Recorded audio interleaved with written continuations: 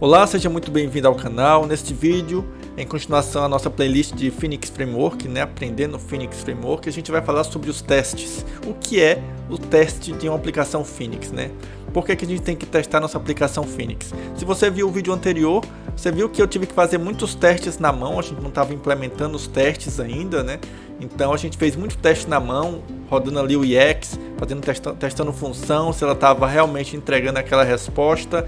A gente também fez o teste através do Insomnia, chamando a rota ali diretamente, vendo se estava dando resultado, se estava quebrando. Então a gente conseguiu ir rodando nossa aplicação com testes ali, só que aqueles testes não estavam persistindo, eles não persistiram na nossa aplicação. Isso quer dizer o quê? Quer dizer que se outra pessoa for editar ou trabalhar na nossa aplicação, nosso código lá no site, ele pode fazer qualquer coisa e não vai saber se está quebrando alguma coisa anterior, ou seja, vai implementar uma nova função, nova feature, e de repente ele está quebrando e não percebe, está quebrando a função anterior, a feature anterior, porque não tem testes para garantir esse tipo de coisa. Então, qual é o ideal? Qual é o cenário ideal? É a gente começar trabalhando com testes, começar implementando o teste e depois ir validando, que nem fizemos no vídeo anterior ainda, na relação do Insomnia com o nosso endpoint. A gente primeiro fez o Insomnia chamar o endpoint para depois implementar o endpoint dentro da nossa aplicação. Então basicamente o teste ele tem que funcionar dessa maneira, ou seja, a gente faz primeiro o teste e depois a gente vai criar a função que consiga garantir aquele teste, E para isso acontecer, a gente tem que entender um pouco da estrutura de como o teste está organizado dentro de uma aplicação Phoenix. Então eu criei uma nova aplicação aqui, já criei também o Docker Compose e YAML com a configuração do banco de dados, certo? Para executar a nossa aplicação. Já fiz as compilações, Fiz o mix compile, E já está tudo pronto para eu chamar a minha aplicação e conseguir testar. Só que ao invés de eu rodar o IEX -smix, que eu posso fazer isso, certo? phx.server e executar minha aplicação propriamente dito para poder fazer testes através do Insomnia e tudo, eu não vou fazer isso. Eu executei aqui para mostrar para vocês que está tudo funcionando direitinho, está conectando ao banco, já está compilado, mas não é por aqui que a gente vai começar a fazer nossa aplicação, que está simplesmente limpa, não tem nada. Eu criei essa aplicação nova, ela tem somente o que realmente as pastas e arquivos do Phoenix trazem, tá? Inclusive, se eu executar o mix test aqui, ele vai rodar os testes básicos que também traz a própria aplicação, Se a gente for olhar aqui a pasta de teste, que é a pasta que a gente vai trabalhar mais tempo nesse vídeo, a gente vai ver que ele já tem alguns testes criados aqui, tá bom?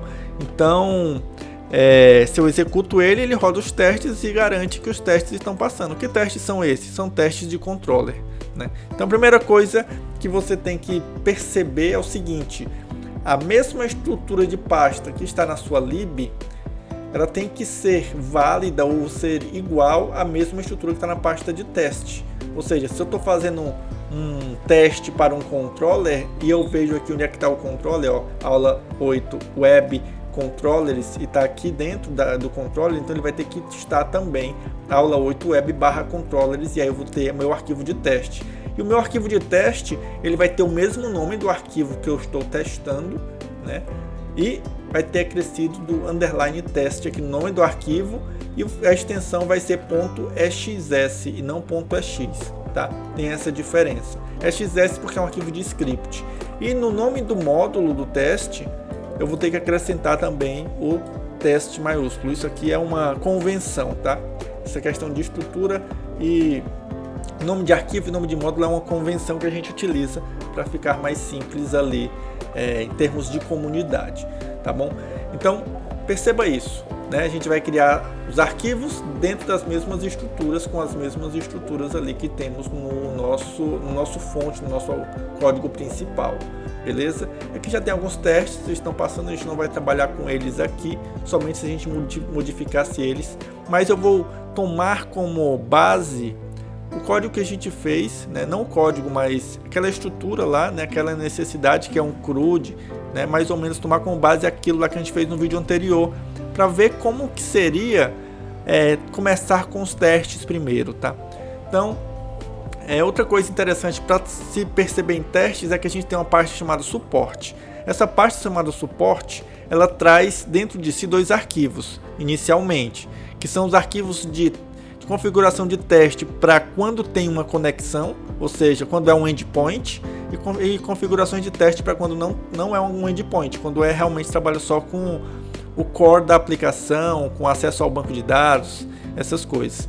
Então, percebam aqui que a gente tem algumas configurações, algumas informações interessantes. Por exemplo, nesse con case, a gente tem um using, ou seja, ela tem uma macro que eu posso aplicar com use, né? E ele vai trazer o que? O endpoint para a gente e vai trazer as configurações da conexão aqui para a gente poder trabalhar com elas, tá? Além de configurar o banco de dados para quando estivermos chamando ali uma rota que tem acesso, que trabalha com o banco, então já está configurado o banco de dados ali também.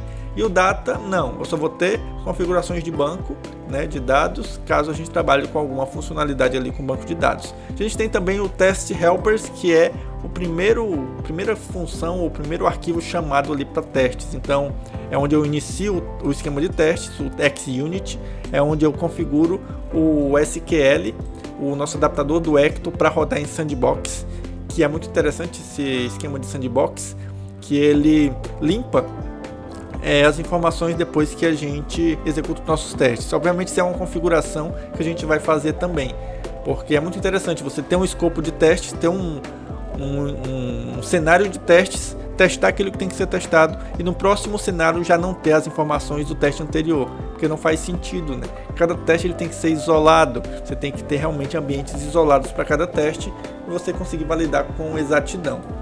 Então a primeira coisa que a gente vai fazer aqui no teste é criar uma pasta aula 8, certo? Que a gente vai trabalhar com core e não com o endpoint da aplicação agora. A gente vai criar as nossas entidades através do teste, tá bom? Então vamos criar aqui no aula 8, né? Lembra que a gente, além disso, a gente criou uma parte chamada core. E nessa core a gente colocou a nossa entidade. Se eu não me engano, a primeira entidade que a gente fez, a gente só teve uma entidade na real, né? Então a gente teve a entidade produtos e o nome do projeto todo era loja, tá? Só para a gente ir situando aqui, nos lembrando, né? Então o nome da entidade era produto, então eu vou chamar de produto ou product test, seguindo o padrão que eu acabei de falar, XS. Então aula 8 core product test.xs. Então def module aula 8 core product test to end.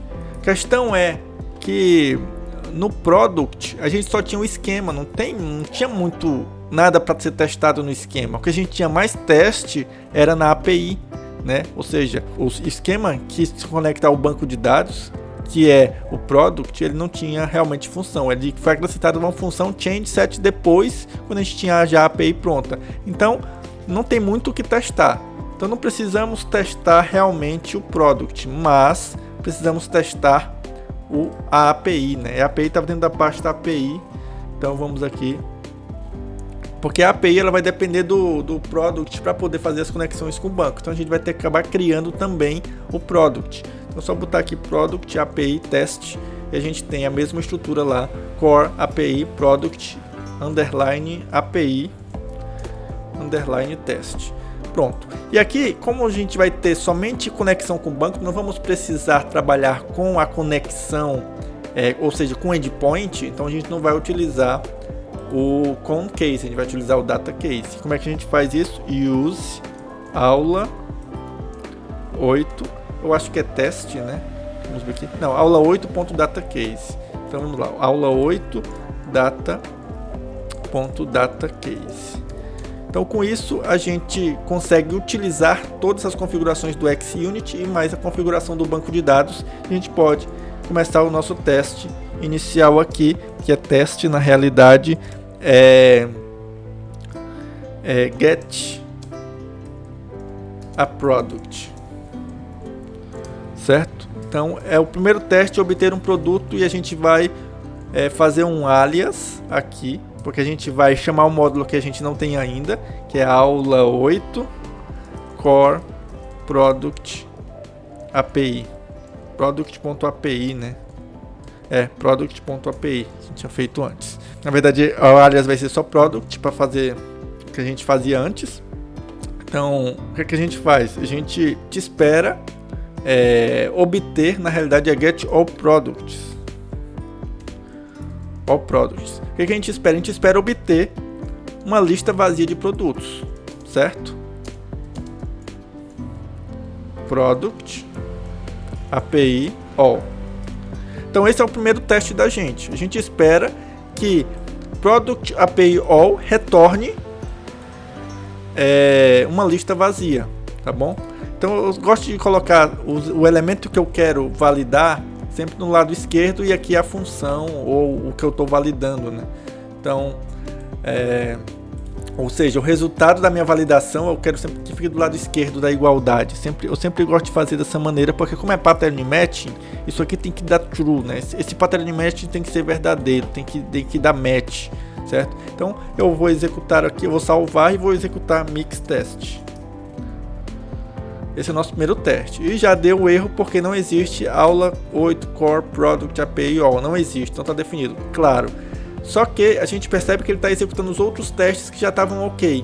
Então o que a gente pode fazer? A gente pode dizer para o nosso mix, né, teste, que a gente quer testar somente um escopo, não uma pasta, um arquivo. A gente pode fazer isso também, mix teste, e a gente bota o caminho do arquivo lá, teste, né, aula 8, aula underline 8, barra core, barra API, barra product API test. A gente pode fazer isso, ele vai testar somente o arquivo, né? Ou seja, um teste, uma falha, e não 6 testes e uma falha, certo? Ele vai testar somente o arquivo, e aí evita de ter esse problema, essa latência, tá bom? Se tiver muitos testes, claro. E outra coisa, a gente pode, em vez de testar o arquivo específico, testar somente a pasta API, porque daí vai pegar todos os arquivos que estão dentro da pasta e também nos atende. Mas nesse caso vamos aqui testar o Product API Test, tá? A gente vê aqui, dá um clear, a gente rodou aqui e simplesmente não existe a função. Então a gente vai ter que criar nossa função para garantir que o teste está funcionando. Então é core e core API, e na API a gente tem o Product API .x. Então def module aula 8 core API product .api,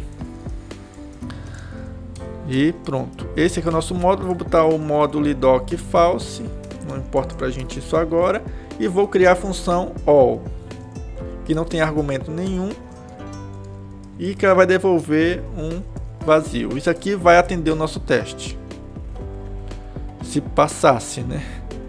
Se passasse. Então, o que ele diz? Que o nosso módulo não está definido, né? Aula 8 core product API. Pronto, agora nosso teste passou, certo? Só que não tem nada. Isso aqui efetivamente não tem nada. Isso aqui, o que a gente espera que isso aqui seja? Espera uma consulta no banco. É isso que a gente espera, uma consulta no banco. Então, vamos fazer isso. Vamos fazer essa consulta no banco. Dá um clear aqui de novo. Vamos fazer aqui. A gente sabe, né? Como é essa consulta no banco. A gente vamos ter que usar o repo all. Repo all de quem? Do esquema. Quem é o esquema? Vou botar aqui para facilitar, ó, esquema. O esquema vai ser quem? Aula 8 core product. Esse vai ser o nosso esquema. Então eu vou colocar aqui esquema. Beleza. Só que o repo ele não está sendo reconhecido aqui, tá? Então tem que botar um alias, que o repo ele vem de aula 8 repo. 8 repo. Beleza? Ok, e vai dar certo. Vamos fazer o teste aqui. Simplesmente ele diz que não existe um esquema feito para o product, certo? Não existe um esquema. Perceba que eu criei o teste, meu teste ele tem que passar. Só que eu preciso ter uma noção geral de como é que a minha aplicação ela tem que estar montada. Então há um esforço mental para a gente meio que elaborar essa aplicação na mente, né? É interessante isso porque faz você ter um raciocínio um pouco mais interessante, um pouco mais focado e um pouco mais direcionado, né? São palavras semelhantes, mas é um ganho na sua forma de pensar, sabe? Essa desconstrução do tradicional. Então, ok, eu fiz um repo all aqui do meu esquema, que é o product, só que o meu product não está feito, né? Então eu preciso construir o meu product aqui em core. Product é X, product minúsculo, def module, aula 8, core, product. E esse product aqui, ele vai utilizar primeiro o módulo doc false, não se preocupar com isso, ele vai utilizar o ecto esquema, certo? E o ecto esquema, ele traz pra gente o esquema, e eu vou chamar a tabela que vai ter product de products, do, e vou adicionar os campos field, title, que é um string,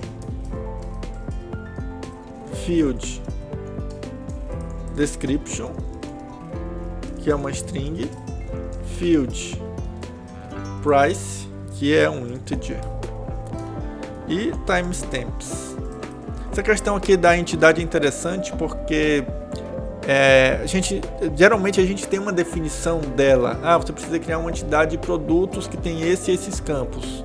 Então, basicamente é o que a gente já tem, né? A entidade de produtos que tem esse e esses campos, né? A gente poderia começar a testar cada campo.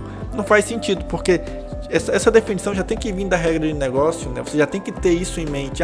Produto ele vai ter esse e esses campos. O que acontece é que a gente vai percebendo, talvez, a necessidade de outros campos com o teste. Não precisava adicionar um campo X, o campo Y. Então você consegue ir percebendo depois quais os outros campos que precisaria ter ou que precisaria ter tido para que esse teste passasse. Entende? Você vai adicionando ali baseado no seu teste. Então a gente vai ver esse detalhe, talvez não aqui, mas a possibilidade de adicionar campos e tirar campos com migration, sabe? Poder fazer isso de uma maneira tranquila. Não sei se a gente vai conseguir ver nesse vídeo. Mas estamos criando aqui nosso esquema. Basicamente o nosso esquema está feito. É só isso, né? Salvo e executo o teste de novo. Vai dar certo? Não vai dar certo, porque a gente não criou a tabela produtos, né? Perceba que o que a gente fez da última vez foi isso. A gente foi testando lá. Só que a gente não começou com teste. A gente foi testando meio que para validar mesmo, né? Aqui a gente está começando com teste. Tem que funcionar, tem que rodar. Então vamos criar a nossa migration. Mix ecto gen migration. Qual é o nome da migration? Create table products. Ele vai adicionar nossa migration lá em priv repo migrations. Aqui ele criou a nossa migration, botou a data e a hora e criou a nossa migration create table products. Então, como é que a gente cria os nossos dados da migration? Ele criou só o arquivo, só a intenção da migration, tá? A gente precisa criar as informações. Create table, que eu vou botar com átomo, que pode ser também, tá? Products do end. E aí eu crio a nossa migration com o add title. Que eu fiz errado, né? Add é a função, title é o campo e o tipo string. Add description e o tipo string. Perceba que eu vou colocar string, que é pra gente ver dar algum erro nesse sentido, tá? Então vou deixar string e depois a gente modifica isso quando a gente vê que deu erro. Vou add, porque lembra que o tamanho dos caracteres de string é 255 caracteres, tá? Então o que acontece, se eu passar disso vai dar erro no banco de dados. Vai dar erro porque não cabe, tá? Ele vai truncar e vai dizer, olha, não dá para salvar mais do que isso. Então eu vou botar um price aqui, que é um integer. E mais uma coisa que eu tenho que botar aqui é o timestamps, que é exatamente o meu created at, o meu inserted at e updated at, tá bom? Que são os dois campos que vão dar esses logs pra gente, essas informações pra gente. Então salvo isso aqui, beleza, tá feito a nossa estrutura de migração. Eu vou dar um mix ecto migrate para ele rodar a migração lá no nosso banco de dados, beleza? Só que detalhe, né? A gente está começando com testes, então é interessante a gente fazer isso no environment, na env de teste, tá? Porque a gente está fazendo aqui rodando mix, ecto, migrate, mix, isso aqui tudo vai estar sendo rodado no principal, no dev, né? No dev principal, não na produção, mas no principal. E aí quando a gente vai rodar no teste, a gente não tem essa mesma migrate aplicada, né? Porque está rodando no ambiente de dev. E para a gente poder aplicar também no ambiente de teste, a gente precisa rodar o mix env como environment aqui e então mix ecto migrate. Perceba que ele rodou agora, ó, não tinha antes e ele rodou agora. Então lembra de colocar o mix env teste se você estiver trabalhando com teste, porque isso vai facilitar, vai reduzir os erros ali na hora, tá? Porque às vezes a gente muda, faz uma migration, mas não persiste porque a gente estava rodando no ambiente de teste e não no dev, e aí vice-versa. E você precisa perceber que existem essas diferenças de environment aí, de ambientes, tá? Beleza, rodei aqui, vamos rodar nosso teste, mix test. Eu inclusive podia ter rodado o mix test antes de rodar isso aqui, né? Porque daí você ia ver que não tinha funcionado, porque eu precisava rodar o migrate no teste, tá? Então, deixa eu rodar o mix env aqui também, teste. E aí tá dando certo, mix test no env test. Beleza, então quer dizer que o meu teste passou. Quer dizer que isso aqui está funcionando, isso aqui também está funcionando. Beleza, show de bola. Então vamos voltar aqui para o nosso teste. É uma maravilha, está tudo funcionando direitinho, mas não temos dados para testar, né? Vou dar um clear aqui de novo e vamos agora fazer um teste de inserção, porque daí a gente consegue, depois que inserir, a gente consegue pegar alguma coisa. Então vamos fazer um insert aqui, insert on product. Perceba que a ordem começa a mudar, né? A ordem de teste, de como criar as coisas começa a mudar, porque a gente precisa garantir que o teste está funcionando, né? Então a gente botou pelo all e viu que era só realmente para criar a nossa estrutura e devolver o vazio. Mas a gente precisa agora inserir alguma coisa para conseguir testar o retorno desses dados, né? Então vamos aqui no insert, onde que o nosso parâmetro vai ser title, né? Um produto. Description, meu primeiro produto. E lembra que o price não era obrigatório, né? Então eu não vou colocar. E aí o que acontece? Esse aqui vai ser os meus parâmetros. E eu vou colocar os meus parâmetros aqui na função. E vou esperar o quê? Vou esperar que o meu product ele seja o retorno dessa função e ele tenha title, acento circunflexo, né? Title ele vai ser o acento circunflexo, params, title. Mas eu acho que nem vai funcionar assim, né? Porque eu tô fazendo o pin de uma estrutura. Então o que eu posso fazer? Eu posso fazer assim. Title vai ser title, description vai ser description. Ou seja, ele vai manter esses elementos aqui e eu consigo fazer as validações de que params title ele vai ser o meu title. Ou seja, eu fiz um pin do meu title, do meu título, e eu estou fazendo a comparação params title, que é esse aqui, ó, com esse aqui. Esses dois termos eles têm que ser iguais, tá? E eu vou fazer a comparação do meu description com params description, certo? Então, basicamente, eu estou garantindo que ele criou o meu produto aqui. É isso que eu quero. Eu quero garantir que o meu produto está criado, certo? Então, vamos salvar e vamos executar o mix test. Agora eu estou executando, só um detalhe, faltou uma vírgula aqui, tá? Pronto. Agora eu estou executando com mix env test mix, tá? Deixa eu dar um clear aqui. Deixa eu aumentar isso aqui, ó. Estou executando agora, ó, mixenv test, mixenv test, mix test. O mix test que está pegando todos, né? Deixa eu fazer o mix test, deixa eu fazer aula 8, Core API, pronto, Core API. Pronto, então tem 2 testes aqui, um falhou. O primeiro teste em cima deu certo, o segundo teste falhou e está dizendo que não existe a função insert. Então vamos criar a função insert. Deixa eu fazer o seguinte, ver se é legal. Deixa eu jogar esse terminal para cá. Ver se fica bom. Vamos ver se dá certo. Pronto. Que daí que a gente consegue acompanhar melhor. Mix test. Beleza, tá falhando. Vamos então criar a nossa função aqui. Qual é a função insert? Essa função insert vai ter o que? Parâmetros. O que diz esses parâmetros? Não importa nesse momento, né, o que está dizendo. A gente não está fazendo nenhuma validação de parâmetros. A gente só está querendo pegar os parâmetros e inserir. Então, a gente sabe, pelo vídeo anterior, que a gente pode inserir de 2 formas, né? Um com change set e outro somente com uma struct preenchida, certo? Então, a gente usa repo insert, que pode receber uma struct preenchida com parâmetros ou somente ou change set. Nesse caso aqui a gente vai usar uma struct, né, do esquema com os parâmetros. O que acontece? O que essa struct faz? Ela pega todos os parâmetros que são válidos, ou seja, que fazem sentido para nosso esquema, title, description, price, né, created at, inserted at, updated at. Então esses parâmetros fazem sentido. Parâmetros que não fazem sentido ele descarta. E aí eu insiro essa struct, que é o nosso esquema com os parâmetros, no banco de dados.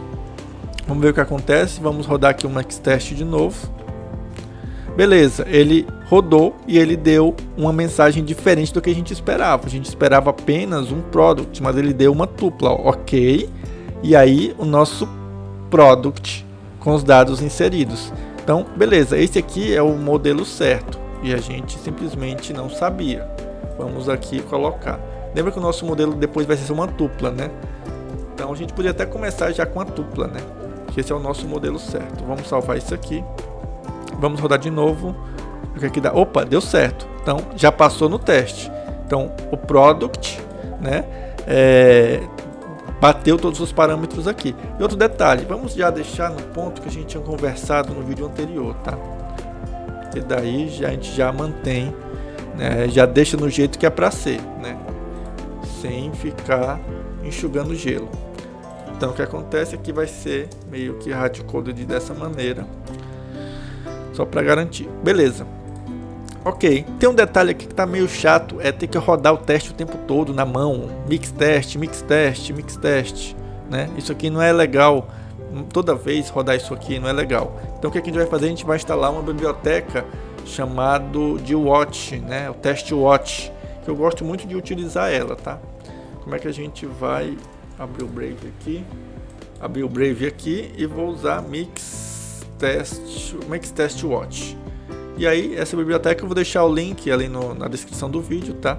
Simplesmente a gente vai copiar aqui a configuração aqui, né? E colocar aqui no nosso mix.xs, tá? Então vou colocar aqui embaixo. Eu gosto de botar assim, ó, tá, uma vírgula.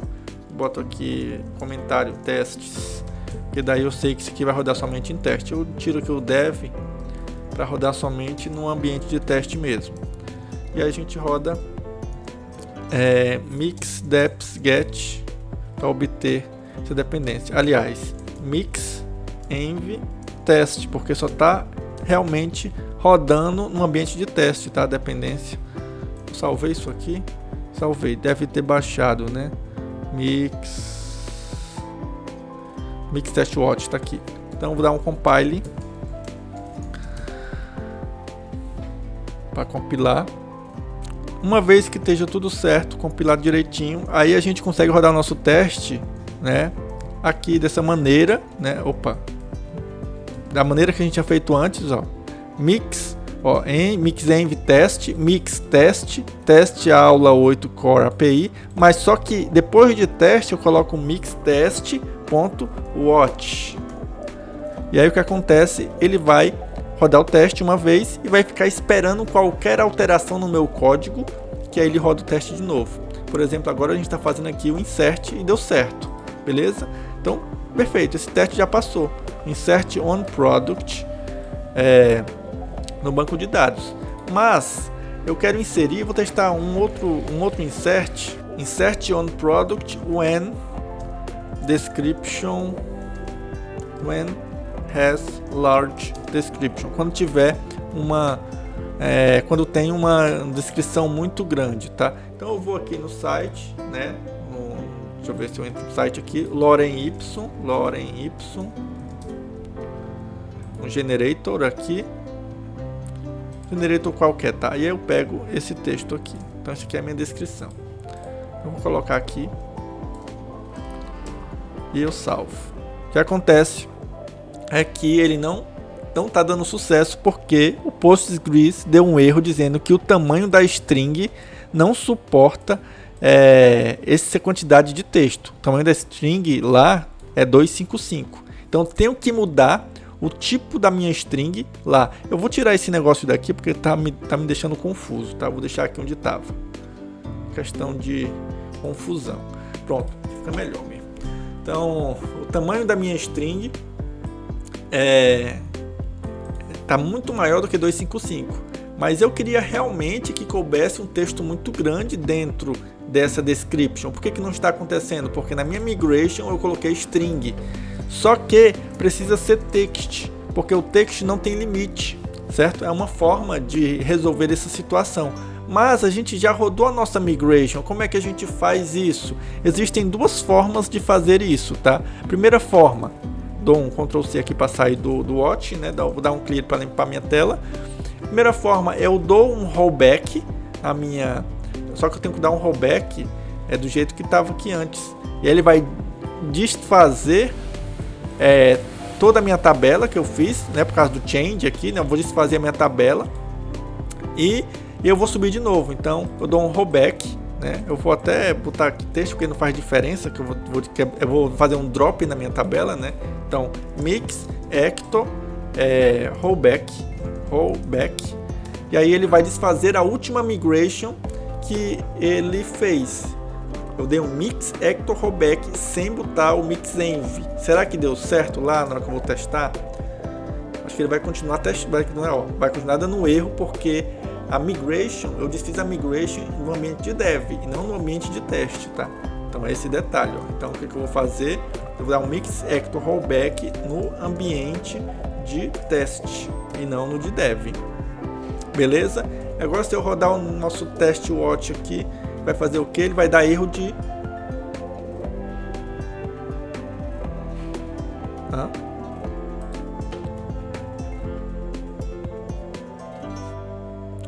Tá, o que acontece é o seguinte, ó. Toda vez que a gente dá um rollback da migration, ele tá rodando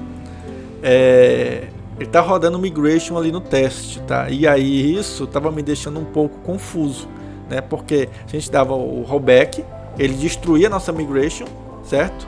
E aí o que acontece? Quando a gente rodasse o teste, ele não tem que apresentar o sucesso ali, né? Mas eu vou tirar aqui temporariamente. Então, só para você perceber, eu dei o rollback, realmente as nossas migrations foram derrubadas, ou seja, essa migration aqui já não está mais ativa.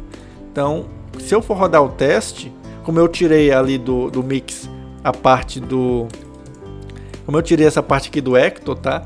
Então, se eu for rodar o teste, ele vai dar erro dizendo que a nossa tabela não existe mais, beleza? Então, era o que eu estava esperando, que rodasse e desse erro, certo? Mas como ele estava subindo, toda vez o teste ele sobe, né? Se não tiver ele sobe, então não estava percebendo esse detalhe. Mas tudo bem, podemos deixar aqui. Então uma vez que eu dei o rollback e dei o mix test, vamos olhar o mix test agora. Ele vai subir, ele subiu a migration, né, automaticamente e devolveu que deu tudo certo. Porque deu certo, né? Por que deu certo? Porque agora a gente tem a migration test aqui. Deixa eu dar um rollback de novo e eu vou mudar aqui para string de novo, certo? eu vou subir, vou rodar o teste, ele vai subir a migration sozinho de novo e vai dizer que está dando aquele erro de truncate, né, de valor de caractere maior do que 255. Então, o que acontece? Eu vou deixar o text aqui, rodar o rollback. Acabou sendo interessante mesmo ter a migration direto no teste, né? Porque daí evita ter que criar, subir o tempo todo. Então, mix ecto, no caso o rollback, que é para poder destruir, e daí eu vou rodar o teste aqui, ele já sobe, já está tudo certinho. Beleza? Então era mais isso para mostrar aí nesse sentido.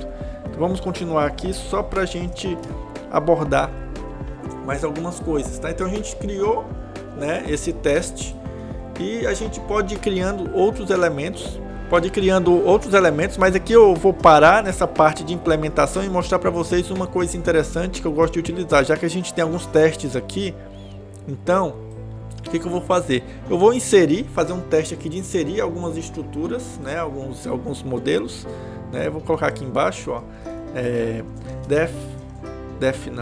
test get all products after insert. Então eu vou ter todos os produtos depois de inserir, tá bom? Então a primeira coisa que eu vou fazer é o seguinte: eu vou pegar esses parâmetros aqui. A gente não tem validação de duplicidade, né? Então eu vou fazer um insert aqui, um for, tá? Vou fazer um for, não me importa aqui a informação, o incrementador, só me importa fazer um range aqui de 10, tá? E eu vou fazer o que com esse for? Inserir, né, product API insert params. Eu só preciso garantir que esteja tudo ok. Por que eu coloquei um for e não um enum? Porque o for eu consigo garantir pelo assert que está dando tudo certo, certo? Então eu só preciso garantir que deu um ok e salvou no banco para eu poder fazer o meu assert final, que é itens aqui, e eu nem preciso de um assert aqui. Aliás, vai ser um ok, né? Baseado no que a gente já definiu. Product API all, e aqui eu preciso contar, né? Enum count itens, e tem que ter 10, certo? Vamos ver o que acontece. Beleza, passou. Então deu tudo certo, né? Eu consegui ter essas informações aqui. E aí a questão é, se eu criar esse novo teste aqui, certo? Um novo teste aqui embaixo, after insert again, e eu inserir, ele vai ter 10? Vai ter 10, porque ele simplesmente não está mantendo o estado para cada teste, tá? Então eu inseri no banco 10, beleza, acabou esse teste, ele apaga essa informação e faz um novo teste aqui, ele insere de novo no banco, certo? Porque se eu viesse aqui, ó, eu vou fazer uma cópia dessa informação e colocar aqui embaixo. Então aqui embaixo eu não teria que ter 10, eu teria que ter 20. Tudo bem? Porque aqui em cima, ó, aqui eu inseri 10, aqui eu inseri 10 também, aqui eu tenho que ter 20, aqui eu tenho que ter 10 e aqui eu tenho que ter 20. E aí deu certo também, porque nesse teste aqui eu tenho um estado só da minha aplicação. Então cada teste ele tem um estado independente da aplicação. O que faz isso ser muito interessante? Eu consigo testar cada cenário individualmente, né? Tem uma coisa interessante dos testes também, é o seguinte: eu acabei tendo que repetir aqui os parâmetros, né? Mas eu poderia colocar aqui em cima, ó, eu poderia colocar aqui em cima um describe, né?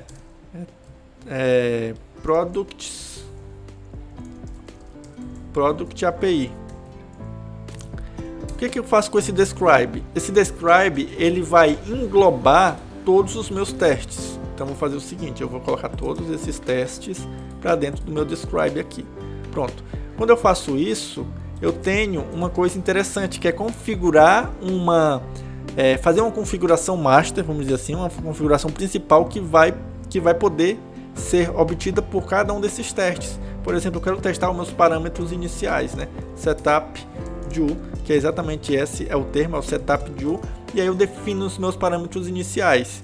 ok, né? E qual é o meu parâmetro? Eu vou chamar de success e eu vou chamar de params. Quem é o meu params? Meu params eu sei quem é, esse cara aqui, ó. Beleza?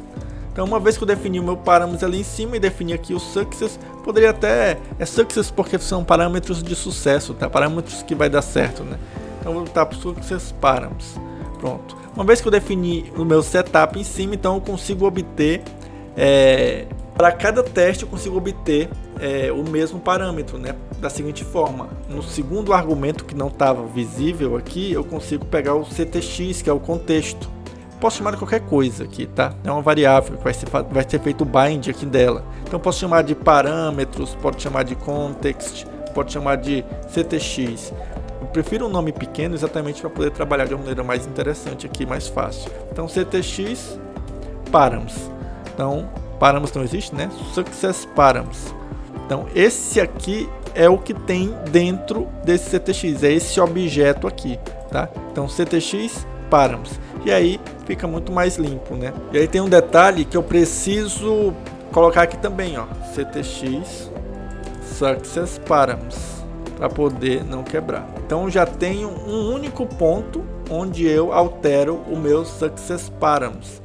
E aqui posso aproveitar e criar aqui o fail params. Chamei de params aqui, né? Vou chamar de success params para ficar coerente. E vou criar o fail params. Fail params vai ter esse title aqui, esse description aqui absurdo, certo? E um title nulo. Pronto.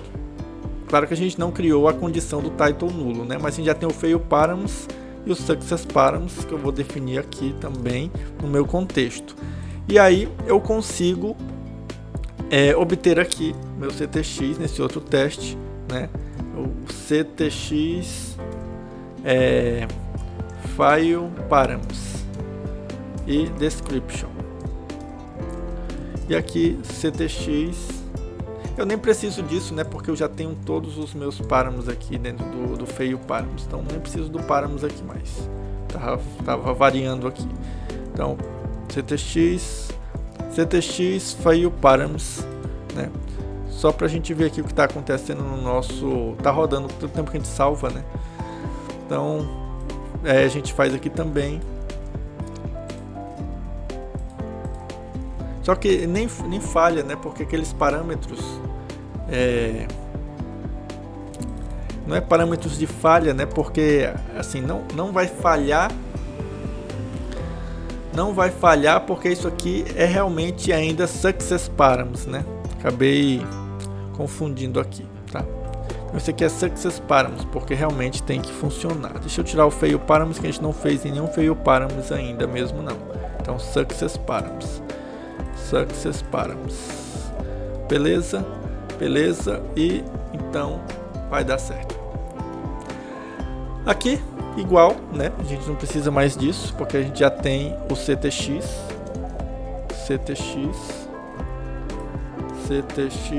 success params. E aqui também eu vou copiar aqui e jogar aqui embaixo também CTX, falta botar o CTX aqui. E aqui também CTX. Beleza? E aí eu tiro esses parâmetros daqui, fazendo com que o parâmetro seja definido somente uma vez, os parâmetros de sucesso, e eu consigo trabalhar dessa maneira. Então é interessante fazer o describe por conta disso, tá bom? Eu consigo gerenciar os escopos dos meus testes, né? E por hoje, por esse vídeo a gente segura aqui, né? Eu espero que você tenha entendido os fundamentos ali do teste, né? E começar a trabalhar com testes, fazendo sempre esse olhar inicialmente pelo teste e depois você criando ali a funcionalidade que consegue garantir o teste, tá? Então essa é a ideia, é realmente você mudar o olhar e começar a trabalhar com teste. Uma vez que esse teste esteja funcionando, você consegue garantir na sua aplicação que se alguém mudar alguma coisa, ele vai disparar um erro, ele vai gritar ali para você. Então você consegue ter essa garantia de novas implementações ali. E é bem tranquilo implementar o teste aqui no Phoenix, tá? É muito tranquilo mesmo. Você define uma informação e aí você realmente faz um teste, que é o mesmo teste que você faria no IEX ali, sabe? Só que você faz aqui de uma maneira que fica para a posteridade, que essa é a ideia. Então, se você tiver gostado desse vídeo, se inscreva no canal. Se não for inscrito, curta esse vídeo, né? Se você tiver gostado efetivamente, né? Compartilhe com as pessoas, tá bom? Então, até o próximo vídeo.